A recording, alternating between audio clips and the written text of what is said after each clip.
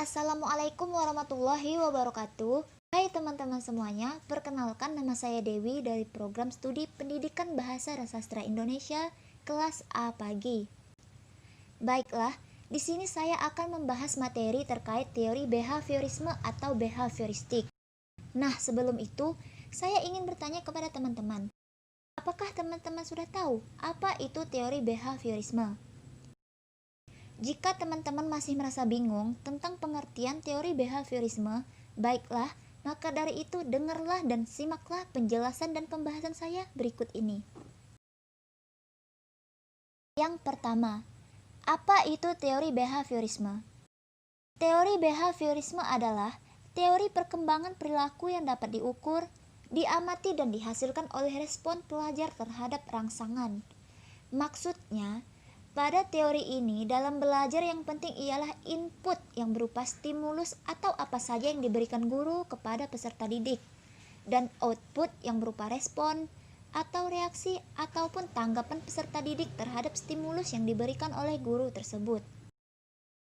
Nah, jadi, pada teori ini lebih menekankan pada terbentuknya perilaku yang tampak sebagai hasil belajar. Adapun 6 prinsip yang terdapat dalam teori behaviorisme meliputi: yang pertama, reinforcement and punishment atau penguatan dan hukuman. Yang kedua, primary and secondary reinforcement atau penguatan primer dan sekunder. Yang ketiga, schedule of reinforcement atau jadwal penguatan. Yang keempat, contingency management atau manajemen darurat. Yang kelima, stimulus control in operant learning atau kontrol stimulus dalam pembelajaran operan. Yang keenam, the elimination of response atau penghapusan respon. Tujuan pembelajaran menurut teori behaviorisme ditekankan pada penambahan pengetahuan, sedangkan belajar sebagai aktivitas mimetik yang menuntut peserta didik untuk mengungkapkan kembali pengetahuan yang sudah dipelajari dalam bentuk laporan, kuis, atau tes. Penyajian isi atau materi pelajaran menekankan pada keterampilan yang terisolasi atau akumulasi fakta yang mengikuti urutan dari bagian ke keseluruhan. Pembagian dan evaluasi menekankan pada hasil belajar. Berikut pandangan dari salah satu para ahli mengenai teori belajar behaviorisme atau behavioristik. Menurut Thorndike, teori behaviorisme adalah proses interaksi antara stimulus dan respon. Stimulus adalah apa yang merangsang terjadinya kegiatan belajar seperti pikiran, perasaan, atau hal-hal lain yang dapat ditangkap melalui alat indera. Sedangkan respon adalah reaksi yang dimunculkan peserta didik ketika belajar, yang dapat pula berupa pikiran, perasaan, atau gerakan ataupun tindakan. Dari percobaan yang telah dilakukan Thorndike menggunakan beberapa jenis hewan atau binatang, akhirnya ia menemukan hukum-hukum belajar, yaitu sebagai berikut. Yang pertama, hukum kesiapan atau law of readiness, yaitu semakin siap suatu organisme memperoleh suatu perubahan tingkah laku, maka pelaksanaan tingkah laku tersebut akan menimbulkan kepuasan individu sehingga asosiasi cenderung diperkuat.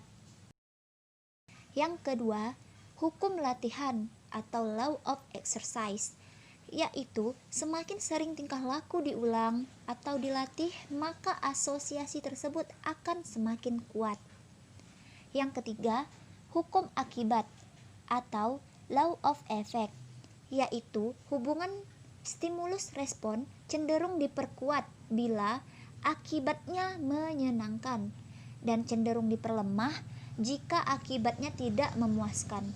Hukum ini menunjukkan pada makin kuat dan makin lemahnya koneksi sebagai hasil perbuatan. Pada pembelajaran ini terdapat aplikasi teori behaviorisme, yaitu dalam kegiatan pembelajaran tergantung dari beberapa hal seperti tujuan pembelajaran, sifat materi pembelajaran, karakteristik pembelajaran, media, dan fasilitas pembelajaran yang tersedia. Pembelajaran yang dirancang dan berpijak pada teori ini memandang bahwa pengetahuan adalah objektif, pasti, tetap, dan tidak berubah.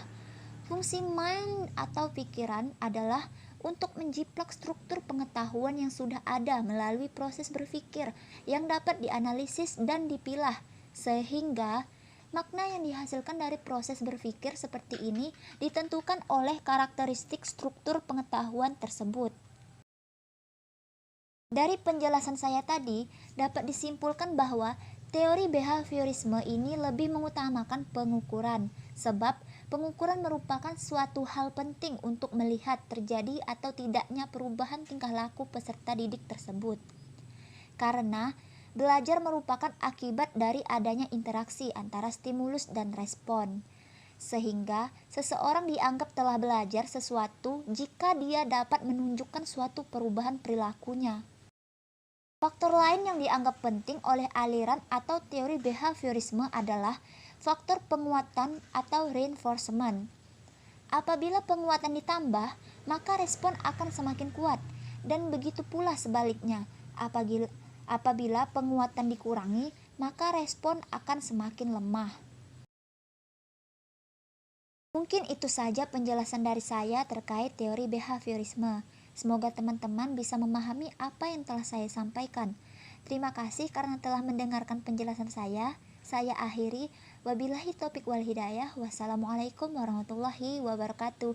See you later. Bye-bye.